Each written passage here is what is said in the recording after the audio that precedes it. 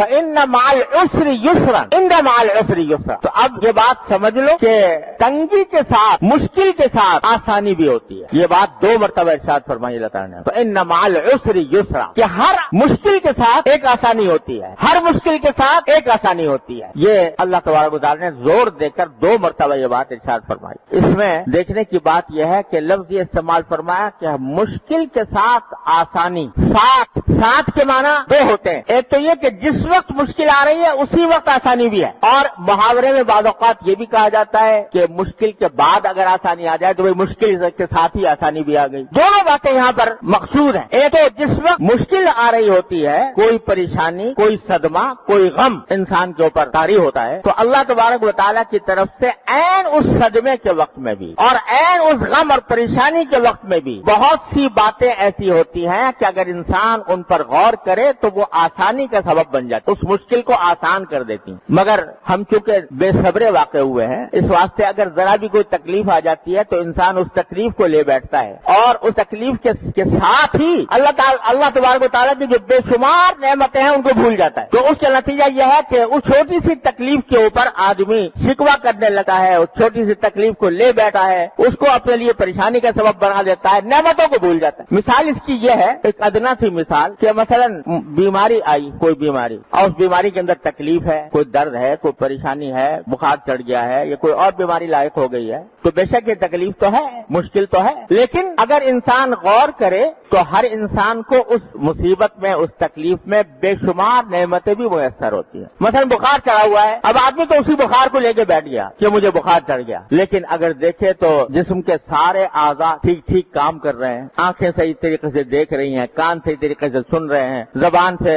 کے اندر بولنے کی طاقت موجود ہے, تو اس خاص بیماری کے ساتھ ہی اللہ تبارک و تعالیٰ نے بے شمار نعمتیں بھی دے رکھی ہیں. آدمی اگر یہ تصور کرے کہ بخار بھی ہے, بخار ہے, لیکن اگر بخار کے ساتھ مجھے بینائی کی طاقت نہ ہوتی, مجھے بولنے کی طاقت نہ ہوتی, میرے سننے کی طاقت نہ ہوتی, تو میرا کیا حال بنتا. لیکن اللہ تبارک و تعالیٰ نے اپنے فضل و کرم سے یہ ساری صلاحیتیں میری بحال رکھی ہوئی ہیں. اگر آدمی یہ غور کرے تو اس کو پتا چلے کہ اسی ایک مشکل کے ساتھ کتنی آسانی اللہ تعالیٰ نے عطا فرما رکھی ہے. میرے والد ماجد قدس اللہ تعالیٰ سرہ کے استاد سے حضرت مولانا سید اصغر حسین صاحب رحمۃ اللہ علیہ, حضرت میاں صاحب کے نام سے مشہور تھے, بڑے ولی اللہ بزرگ تھے. ایک مرتبہ وہ بیمار ہو گئے, بخار بہت شدید تھا. میرے والد رحمۃ اللہ علیہ ان کی عیادت کے لیے تشریف لے گئے, تو جا کر پوچھا کہ حضرت کیسے مزاج ہے, بخار میں جل رہے تھے حضرت اس وقت, تو پوچھا حضرت کیسے مزاج ہے, تو فرمایا بھائی اللہ تعالیٰ کا شکر ہے میری آنکھیں ٹھیک کام کر رہی ہیں, اللہ تعالیٰ کا شکر ہے میرے کان ٹھیک کام کر رہے ہیں, اللہ تعالیٰ کا شکر ہے میری زبان ٹھیک کام کر رہی ہے, اللہ تعالیٰ کا شکر ہے کہ میرا دل صحیح کام کر رہا ہے, اللہ تعالیٰ کا شکر ہے جگر ٹھیک محفوظ ہے, البتہ بخار ہو گیا, دعا کرو اللہ تعالیٰ وہ بھی دور فرما. یہ ہے ایک مومن کی بات کہ پہلے جتنی نعمتیں تھیں ان کا استحضار کیا,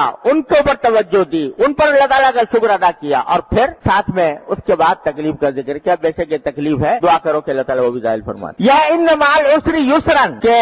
اس تنگی کے ساتھ, مشکل کے ساتھ آدمی تصور کرے تو اللہ تعالیٰ کی طرف سے آسانی کے کتنے اسباب. پھر یہ دیکھو کہ اگر کوئی شخص بیمار ہو جائے اور تیماردار کوئی نہ ہو, پیسے اتنے نہ ہو کہ علاج کرا سکے, کوئی ہمدردی کا کلمہ کہنے والا موجود نہ ہو, تو کتنی وہ بیماری شدید ہو جائے. لیکن اگر بیماری ہے لیکن ہمدرد تیماردار بھی موجود ہے, ہمدرد معالج موجود ہے, ڈاکٹر یا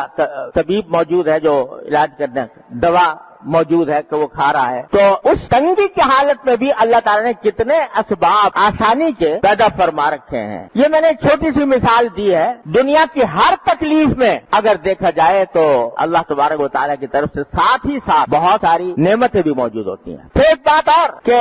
مومن کے لیے یہ تصور کہ جو کچھ تکلیف مجھے پہنچ رہی ہے وہ اللہ تبارک و تعالیٰ کی حکمت اور مشیت سے پہنچ رہی ہے, اور اس تکلیف کے نتیجے میں میرے گناہ معاف ہو رہے ہیں, میرے درجے بلند ہو رہے ہیں. کیونکہ حدیث میں رسول اللہ صلی اللہ علیہ وسلم نے فرمایا کہ اگر کسی بندے کو کانٹا بھی چبھ جائے تو اللہ تعالیٰ اس کی مغفرت کا ذریعہ بناتے ہیں, اس کے درجات کی بلندی کا ذریعہ بناتے ہیں. یہاں تک کہ فرمایا حتی الہم یہمہ, یعنی یہاں تک کہ اگر کوئی کسی کو پریشانی لائق ہو گئی ہے، کوئی ذہنی پریشانی لائق ہو گئی ہے، اس پر بھی اللہ تبارک و تعالیٰ کی طرف سے اجر ملتا ہے۔ تو عین تکلیف کے وقت میں بھی، عین مشکل کے وقت میں بھی اللہ تبارک و تعالیٰ نے اس مشکل کو ایک مومن کے لیے اس طرح آسان کر دیا ہے کہ بھئی یہ تو مشکل جو کچھ بھی آ رہی ہے تقدیر کا حصہ ہے، لیکن اللہ تبارک و تعالیٰ نے اس مشکل کے نتیجے میں مجھے گناہوں کی مغفرت عطا فرمائی ہے، میرے درجات بلند فرمائے ہیں، مجھے اجر و ثواب مل رہا ہے۔ یہ تصور اس مشکل اور پریشانی کو ہلکا کر دیتا ہے۔ تو ان مع العسر یسرا،